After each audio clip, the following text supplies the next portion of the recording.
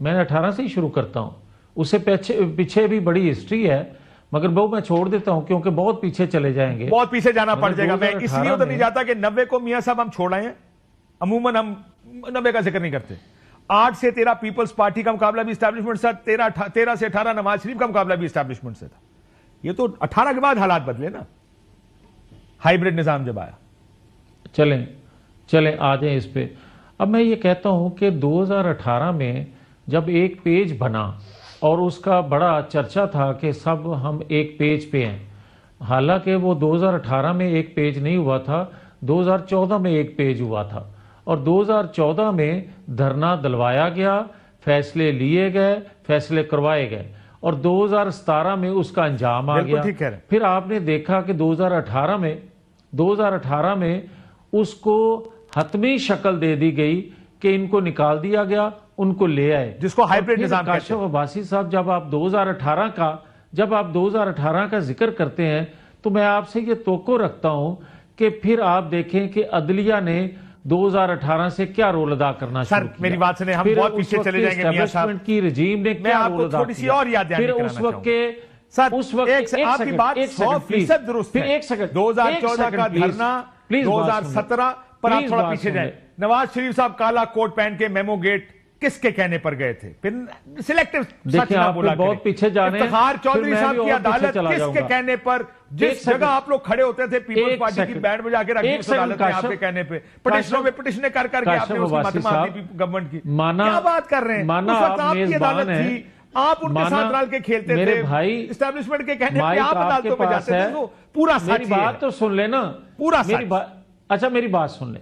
میں ایک سیکنڈ, ایک پورا سچ اب میں بھی بولوں گا. مجھے یہ بتائیں کہ کاشف عباسی صاحب, آپ میزبان ہیں, میں آپ کا مہمان ہوں, مگر آپ انصاف پورا رکھیں, دوسرے کو بھی اتنا ہی موقع دیں جتنا آپ سوال کرنے میں وقت لیتے ہیں. میں آپ 2014 سے کیونکہ پیچھے چلے گئے ہیں تو میں آپ کو یاد دلاتا ہوں کہ 1998 میں جب ایٹمی تجربہ نواز شریف نے کیا تھا تو اس وقت تو کرپشن کا کوئی چارج نہیں تھا.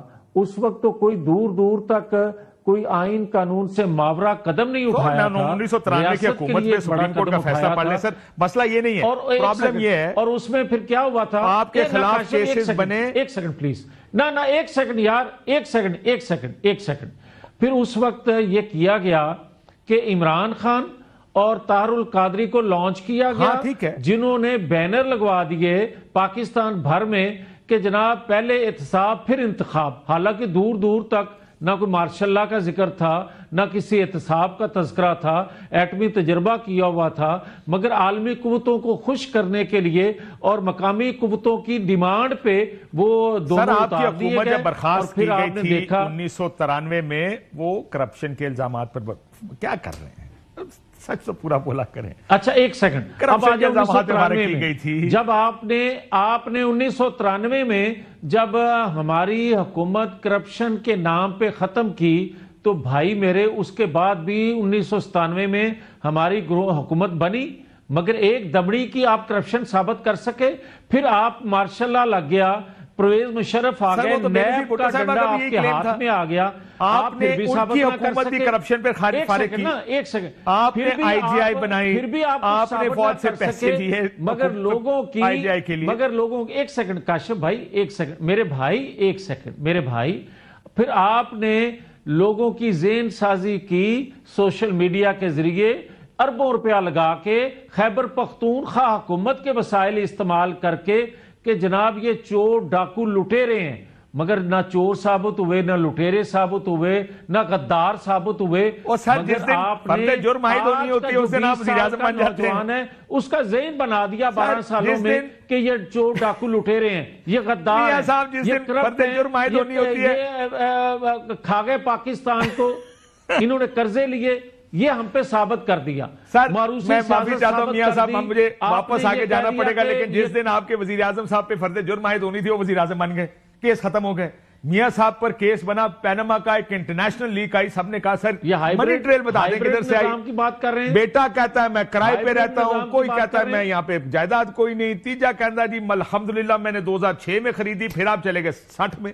سر اسی لیے یہ الزام لگتے ہیں کہ لیکن ہم بہت پیچھے چلے گئے، اس پہ آ جائیں، ہم بڑا وقت ضائع کر چکے ہیں، میں نے پینما بہت کر لیا سر، اب نہیں کرنا چاہتا، آگے چلیں سر۔ ایک سیکنڈ جی یار، آپ ساری بات اپنی کر لیتے ہیں، دوسرے کو آپ جتنا چاہیں جو الزام لگانا چاہتے ہیں یا جو لوگ بات کرنا چاہتے ہیں آپ کریں، لیکن دوسرے کو بھی موقع دیں۔ میں اب آپ کو ایک گزارش کرتا ہوں، جو آپ کہتے ہیں کہ فرد جرم عائد ہونی تھی تو پرائم منسٹر بن گئے، میں یہ کہتا ہوں اس کو کوئی نہیں مانتا، میری جماعت کا بندہ بھی، اور شاید آپ بھی نہیں مانتے، مگر میں حقیقت بیان کروں گا۔